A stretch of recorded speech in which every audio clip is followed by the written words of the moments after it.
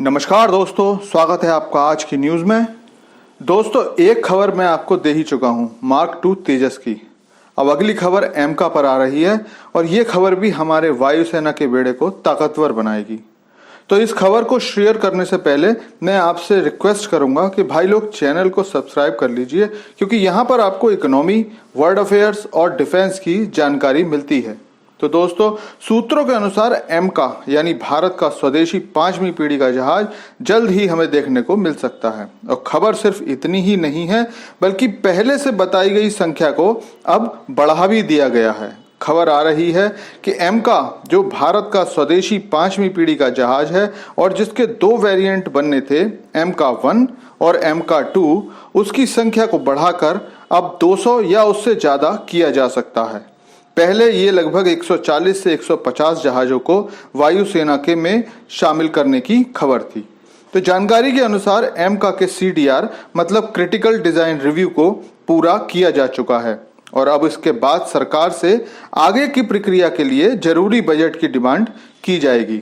जिस विश्वास के साथ इस प्रोजेक्ट को आगे बढ़ाया जा रहा है, उम्मीद है इस साल के आखिर तक जरूरी 12,000 से 15,000 करोड़ की रकम सरकार जारी कर सकती है, क्योंकि 2030 तक 3 जहाजों को रिटायर करने की योजना है और इससे भारत के लड़ाकू जहाजों की संख्या में सरकार द्वारा लिए गए निर्णय से काफी कमी आ जाएगी। तेजस मार्क 1 और मार्क 2 4.5 पीढ़ी के जहाज होने के कारण भविष्य की जरूरतों को ध्यान में रखते हुए 5वीं पीढ़ी के एमका की संख्या बढ़ानी बहुत जरूरी थी।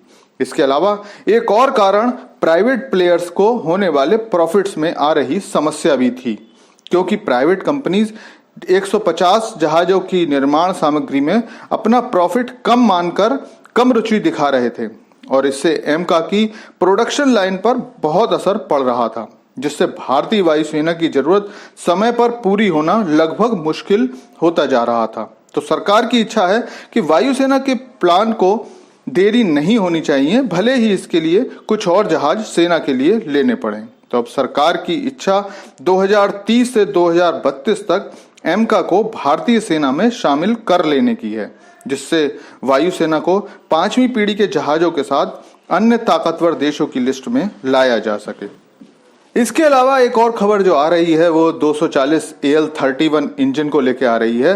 अब आप अगर ये पूछें कि AL-31 क्या है तो बताता हूं भाई, ये रशियन फाइटर प्लेन का इंजन है जो सुखोई MKI में लगता है।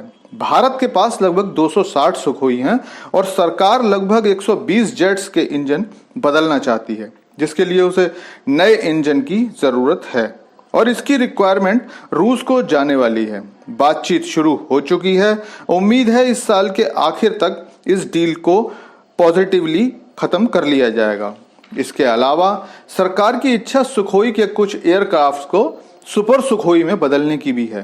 तो माना जा रहा है कि सुपर सुखोई ज्यादा पावरफुल होगा और एडवांस टेक्नोलॉजीज के साथ आएगा।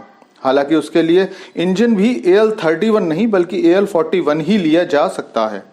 सुखोई के लिए 240 AL-31 इंजन की खबर उस समय बाहर आई है जबकि अगले महीने पीएम मोदी अमेरिका जाने वाले हैं और माना जा रहा है कि वहां पर GE के इंजन के लिए डील फाइनल हो सकती है, क्योंकि जानकारी के अनुसार GE कंपनी के अधिकारियों ने कहा है कि इंजन और उसकी रिक्वायरमेंट की सारी जानकारी अमेरिकी सरकार को दे दी गई है और ऐसे में व्हाइट हाउस प्रवक्ता पहले ही कह चुके हैं कि इंजन की डील पर सारी कार्यवाही प्रधानमंत्री मोदी के अमेरिका आने से पहले पूरी कर ली जाएगी और अगर भारत को GE का 414 इंजन मिल जाता है तो फिर फाइटर प्लेन को लेकर हमारी सारी परेशानी दूर हो जाएगी।